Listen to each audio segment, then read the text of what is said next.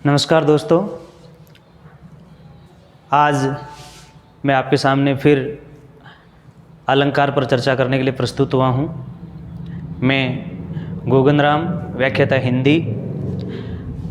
पिछले वीडियो में हमने चर्चा की थी अलंकार पर कि अलंकार की परिभाषा क्या होती है, अलंकार के भेद कितने होते हैं,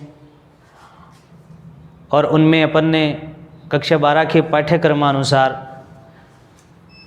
अलंकारों पर चर्चा की थी, जिनमें विभावना और व्यतिरेक अलंकारों पर अपने चर्चा कर ली। अब अपन उससे आगे जो अपने 3 अलंकार शेष रह गए हैं, जिनमें हैं प्रतीप अलंकार और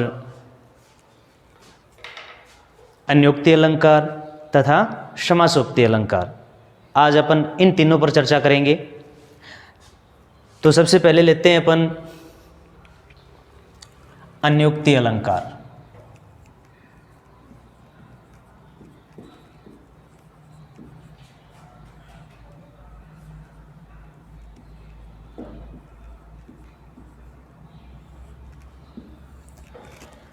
अन्योक्ति का मतलब क्या होता है?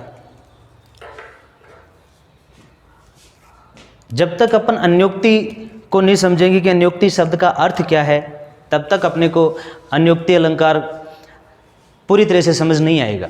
इसलिए सबसे पहले अपन बात करते हैं अन्योक्ति शब्द के बारे में।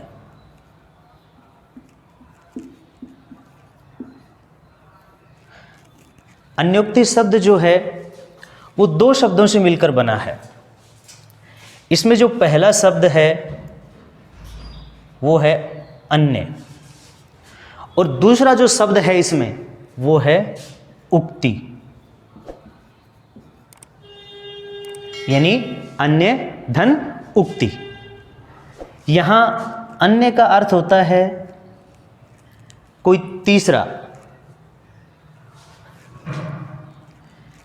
और उक्ति का अर्थ होता है कथन। यानी कहने का मतलब है कि किसी अन्य आदमी के द्वारा, या अपन यूं कहें कि अन्योक्ति का जो शाब्दिक अर्थ है वो है किसी या किसी के माध्यम से कहा गया कथन।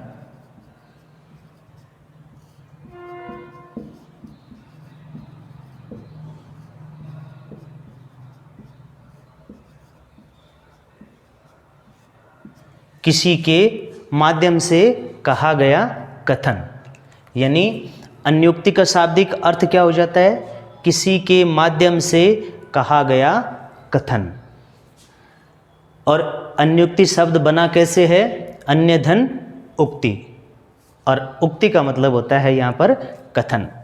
तो अपन इसको इस प्रकार परिभाषित कर सकते हैं कि जहां अप्रस्तुत के द्वारा,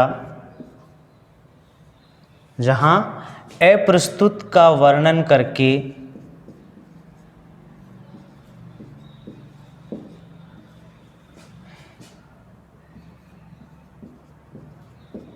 उसके द्वारा प्रस्तुत का बोध कराया जाता है,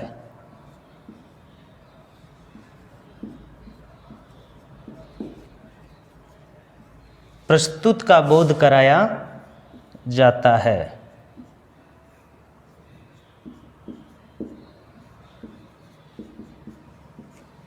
यानी जहां अप्रस्तुत का वर्णन करके उसके द्वारा प्रस्तुत का बोध कराया जाता है, वहां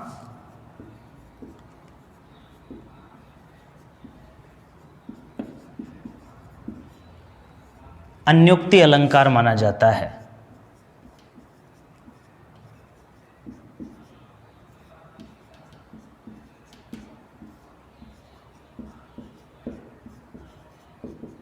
वहाँ अन्योक्ति अलंकार माना जाता है।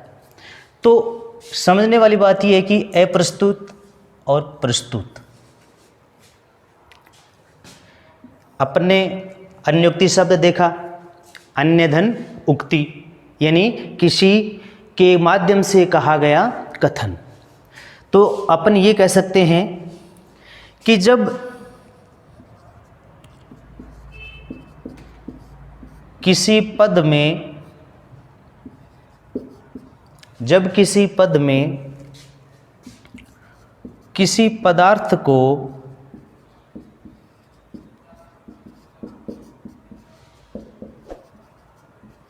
माध्यम बनाकर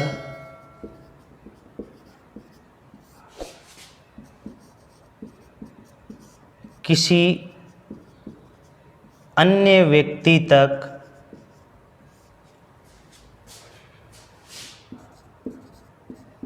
कोई संदेश पहुंचाया जाता है,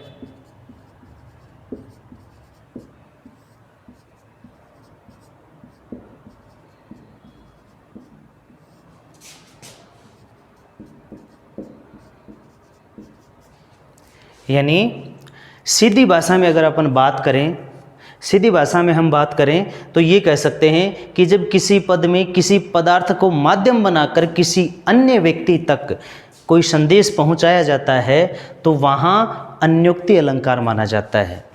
कहने का मतलब है कि वर्णन तो अप्रस्तुत का होता है और अर्थबोध की प्रतीति प्रस्तुत की होती है, यानी वर्णन किसी और का किया जाता है और संदेश किसी और को पहुंचाया जाता है, वहाँ अन्योक्ति अलंकार माना जाता है।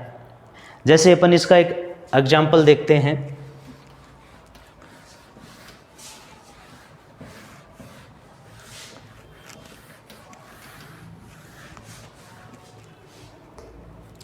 जैसे मैं यहाँ पे लिखता हूँ, एक बहुत ही प्रसिद्ध उदाहरण है इसका, माली आवत देखी के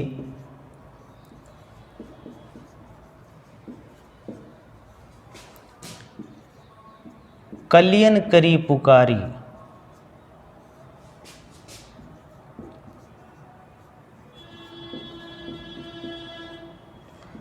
माली आवत देखी के कलियन करी पुकारी, फूली फूली या फूले फूले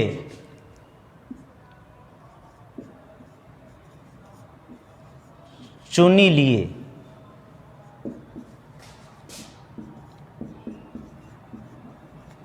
काली हमारी बारी,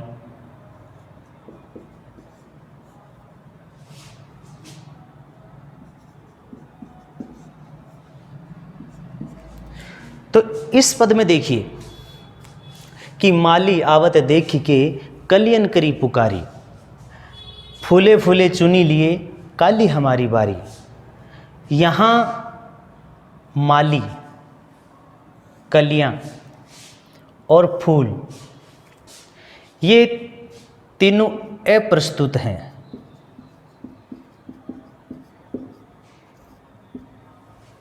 यानी माली, कली और फूल। माली, कली और फूल तीनों को माध्यम बनाकर कवि का जो अभिष्ट है, कवि जो बात कहना चाहता है, जो संदेश देना चाहता है, वो संदेश है कि मृत्यु शाश्वत है।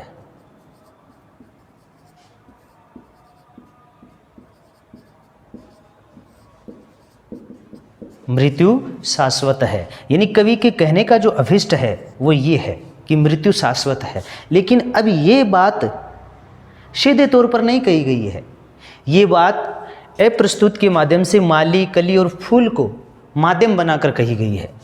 यहाँ अगर इसका अपन अर्थ देखें कि माली आवत देख के कलियन करी पुकारी, फूले फूले चुनी लिए काली हमारी बारी। कवि कह रहा है कि माली, माली यहाँ पर काल का प्रतीक है, कलियाँ युवाओं की, और फूल जो हैं वो वृद्धजनों के प्रतीक हैं।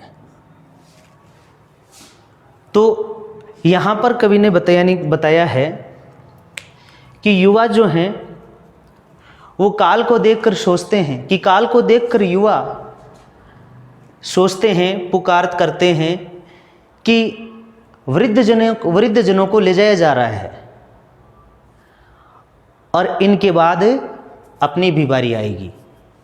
तो कहने का मतलब है अपनी भी बारी आएगी, यानी एक दिन अपने को भी जाना है, एक दिन अपनी भी मृत्यु हो जाएगी। तो बात यहाँ पर यहीं पर आ जाती है कि मृत्यु शाश्वत है। लेकिन कवि ने ये बात कहने के लिए इनको माध्यम बनाया,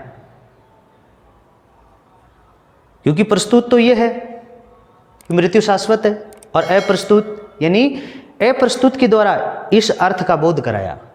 तो यहाँ अन्योक्ति अलंकार माना जाएगा। तो इस तरह के जो पद होते हैं जहाँ पर किसी अन्य को माध्यम बना करके कोई बात कही जाती है, किसी तक संदेश पहुँचाया जाता है, तो वहाँ अन्योक्ति अलंकार होता है। इसी तरह का एक बहुत ही प्रसिद्ध पद है बिहारी का, और काफ़ी बार सभी ने पढ़ा भी होगा कि नहीं पराग नहीं मधुर मधु नहीं विकास इही काल, अली कली सो बंध्यो आगे कौन हवाल। तो वहाँ पर कवि बिहारी जो है, बिल्कुल इसी तरह का पद है।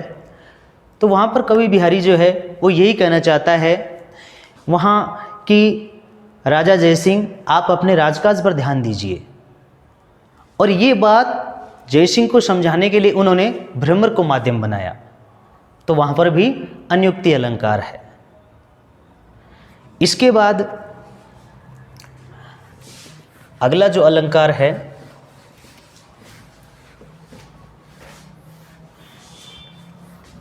वो है समासोक्ति।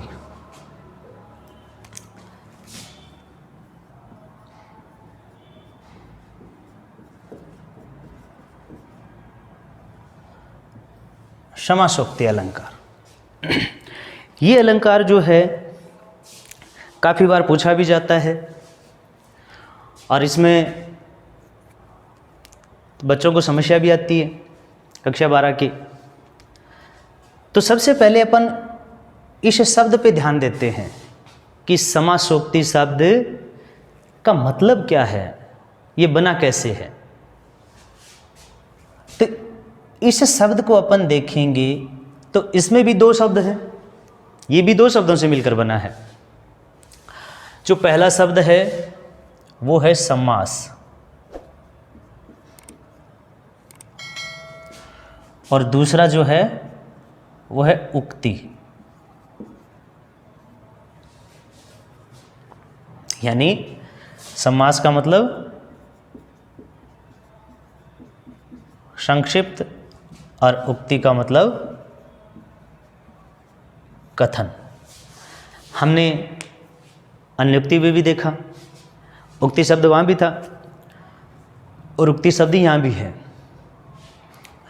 तो समासोक्ति यानी समास का मतलब संक्षिप्त और उक्ति का मतलब कथन।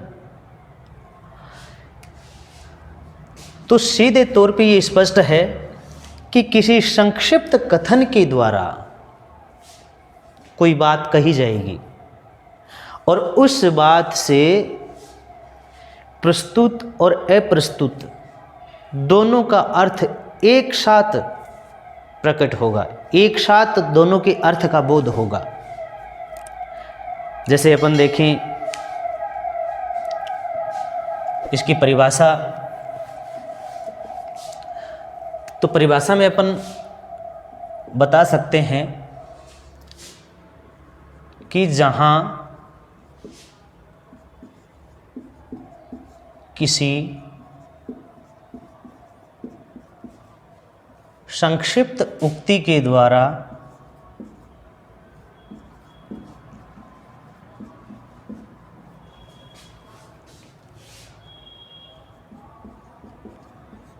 प्रस्तुत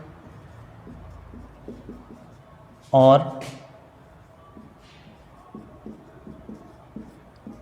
अप्रस्तुत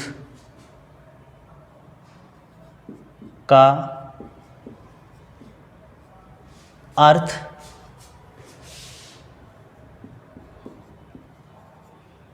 बोध होता है।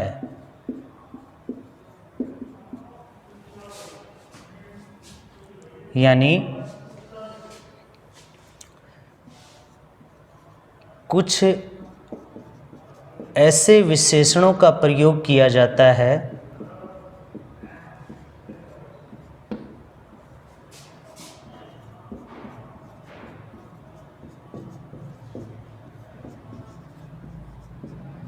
किया जाता है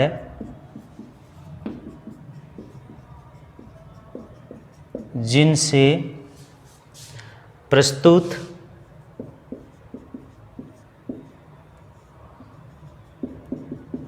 और अप्रस्तुत अर्थ का बोध एक साथ हो जाता है।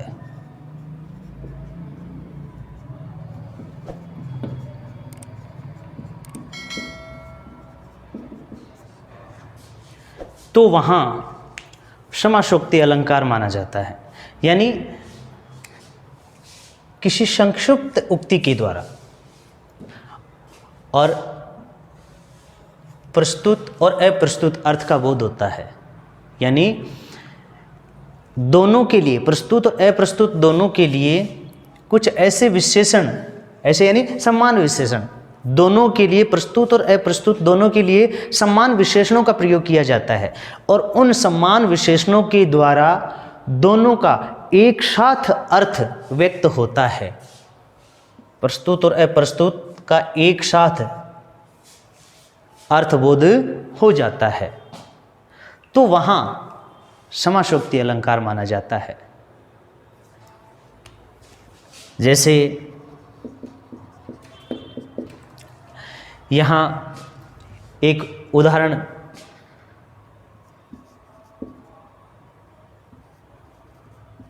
सिंधु सेज पर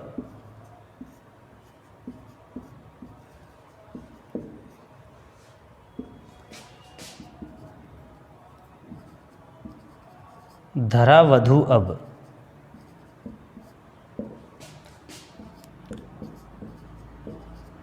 तनिक संकुचित बैठी सी।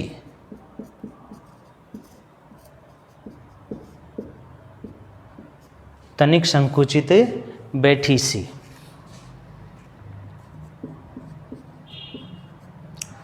प्रलय निशा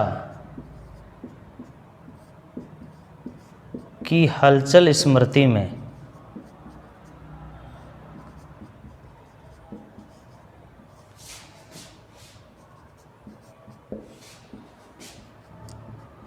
मान किए सी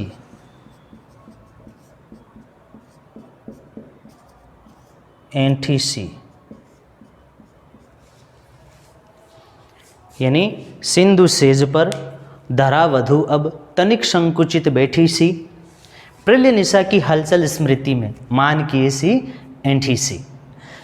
तो यहाँ देखो कि अपन ने परिभाषा में देखा कि प्रस्तुत और अप्रस्तुत अर्थ का बोध कराने के लिए समान विशेषणों का प्रयोग किया जाता है, जिससे दोनों का अर्थ जो है वो एक साथ हो जाता है, दोनों के अर्थ का बोध एक साथ हो जाता है। तो यहाँ पर सिंधु सेज धरा वधू, यानी यहाँ पर प्रस्तुत और अप्रस्तुत दोनों का एक साथ अर्थबोध हो रहा है। सिंधु सेज यानी सिंधु यानी सागर और सागर रूपी सेज, धरा वधू धरा रूपी वधू, तनिक संकुचित बैठी सी। संकुचित यानी लज्जित सी, संकोच से युक्त, यानी जैसे कोई यहाँ पर जो स्थिति प्रकट की है वो एक ऐसी दुल्हन की स्थिति बताई है कि जब नई नवेली दुल्हन होती है तो वो पहल जब सेज पर होती है तो उसकी मनोभावनाएं क्या होती हैं, उसकी स्थिति क्या होती है कि वो बिल्कुल संकुचित सी और ऐंठी हुई सी बैठी रहती है। ठीक वही स्थिति यहाँ पर पृथ्वी की बताई है कि जैसे एक दुल्हन संकुचित सी ऐंठी हुई सी बैठी रहती है सेज पर, ठीक वैसी ही स्थिति यहाँ पर किसकी बताई है? पृथ्वी की बताई है कि पृथ्वी रूपी जो वधू है वो भी सागर रूपी सेज पर, समुद्र रूपी सेज पर बिल्कुल संकुचित सी ऐंठी हुई सी बैठी है, जैसे एक दुल्हन की स्थिति होती है। तो कवि का जो अभीष्ट अर्थ है वो यही है कि दुल्हन के, यानी यहाँ पर जो दुल्हन के जो मनोभाव होते हैं उन मनोभावों को उन्होंने पृथ्वी में दिखाया है, और दोनों का अर्थ जो है, दोनों का अर्थ व्यक्त करने के लिए यहाँ पर देखिए, दोनों का अर्थ बताने के लिए इन्होंने संकुचित, मान की ऐसी एंटी सी, पृथ्वी के लिए भी और वधु के लिए भी एक समान विशेषण शब्दों का प्रयोग किया है। वही स्थिति वधु की और वही स्थिति धरा की, और दोनों का अर्थ बताने के लिए एक जैसे ही विशेषण शब्दों का प्रयोग किया है कि जो स्थिति वधु की होती है वही स्थिति जल प्लावन के समय धरा की है। तो यहाँ पर समासोक्ति अलंकार माना जाएगा, यानी प्रस्तुत और अप्रस्तुत। यहाँ प्रस्तुत कौन है और अप्रस्तुत कौन है? जैसे अपन ने अन्योक्ति में देखा तो प्रस्तुत और अप्रस्तुत, धरा और वधु, और दोनों का अर्थ व्यक्त करने के लिए समान विशेषण शब्द आए हैं। तो यहाँ पर कौन सा अलंकार माना जाएगा? समासोक्ति अलंकार माना जाएगा। और कक्षा 12 के जो बच्चे हैं उनको तो सिर्फ परिभाषा और लक्षण पूछा जाएगा। अगर वो परिभाषा को याद करके ये लक्षण याद कर लें और एक एग्जाम्पल ध्यान में रखें तो उनको कोई समस्या नहीं आएगी, वो सीधे परिभाषा उदाहरण सहित लिख सकते हैं। लेकिन जो समझना चाहते हैं उनके लिए है कि समासोक्ति का मतलब संक्षिप्त उक्ति के द्वारा प्रस्तुत और अप्रस्तुत का अर्थबोध एक साथ कराया जाता है, वहाँ पर समासोक्ति अलंकार माना जाता है। अब इसके बाद आता है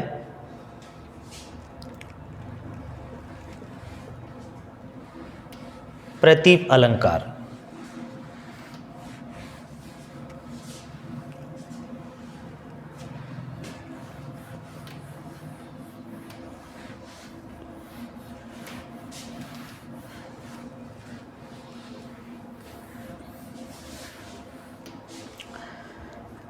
अगला है प्रतीप अलंकार।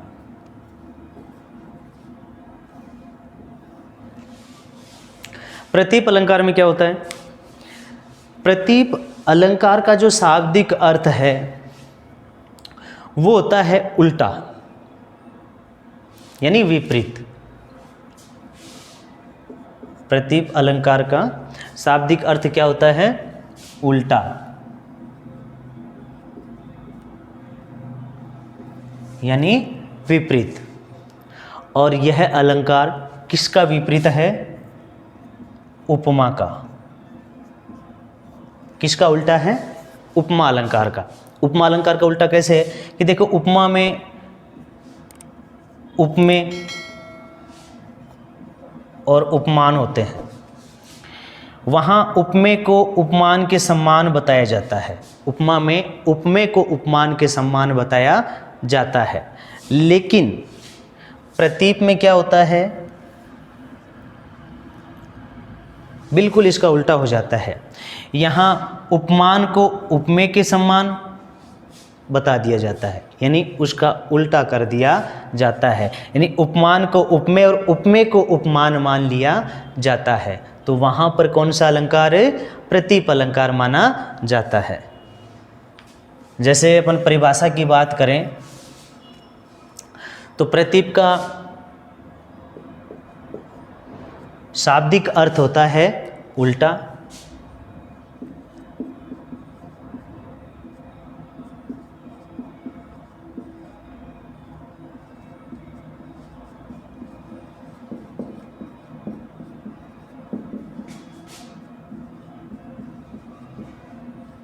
उल्टा, यानी प्रतीप का शाब्दिक अर्थ होता है उल्टा, अर्थात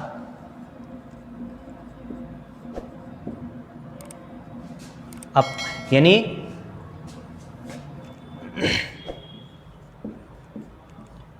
जहां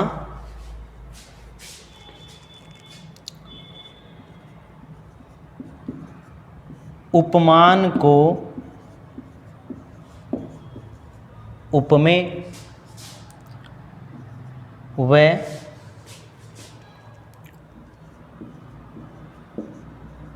उपमेय को उपमान मान लिया जाता है।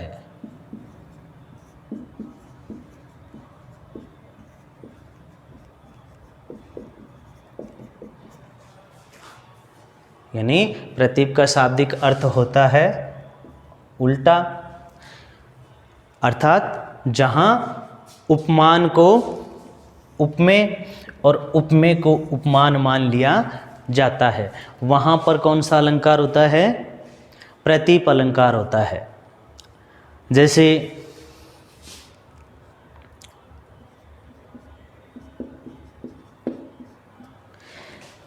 एक एग्जांपल लेते हैं अपन,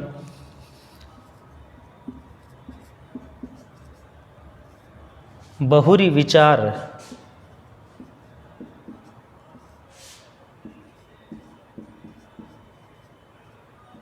किनी मन माही,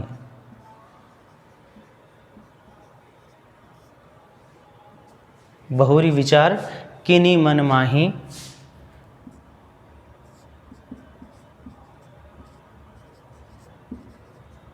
सिय मुख सम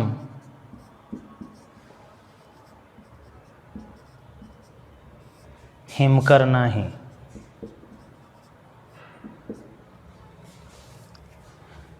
बहुरी विचार किनी मन माही, सिय मुख सम हिमकर नाही। यानी यहाँ पर ये जो चरण है इस पर ध्यान देने की बात है कि सिय मुख सम हिमकर नाही, बहुरी विचार किनी मन माही, यानी बहुत विचार करने के बाद बताया कि सीता का मुख यहाँ पर कौन क्या है? मुख्य रूप से जिसका वर्णन किया जाता है वो उपमेय होता है, और जिससे समानता प्रकट की जाती है, जो प्रसिद्ध पदार्थ होता है वो उपमान होता है। तो यहाँ पर अगर उपमा की दृष्टि से अपन देखें तो सिय मुख सम हिमकर, यानी सीता का मुख हिमकर के समान माना जाता, चंद्रमा के समान। लेकिन प्रतीप अलंकार में इसका उल्टा कर दिया कि सिय मुख सम हिमकर नहीं, कि सीता के मुख के समान चंद्रमा नहीं है, सीता के मुख के समान चंद्रमा नहीं है। यानी यहाँ पर चंद्रमा से ज़्यादा श्रेष्ठ मुख को मान लिया, उपमान को उपमेय से हीन बता दिया, तो वहाँ पर प्रतीप अलंकार माना जाता है। यानी जहाँ उपमान को उपमेय या उपमेय को उपमान मान लिया जाता है, या फिर उपमान को उपमेय की तुलना में हीन बता दिया जाता है, वहाँ पर प्रतीप अलंकार माना जाता है। और ये बात यहाँ स्पष्ट हो रही है कि सिय मुख सम हिमकर नाही, कि सीता के मुख के समान चंद्रमा नहीं है। तो इस तरह के पदों में प्रतीप अलंकार माना जाएगा।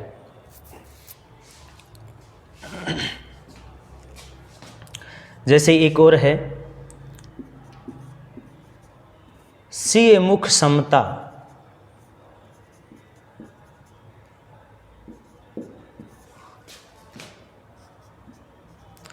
पावै कीमी, चंद्र बांकुरो रंक।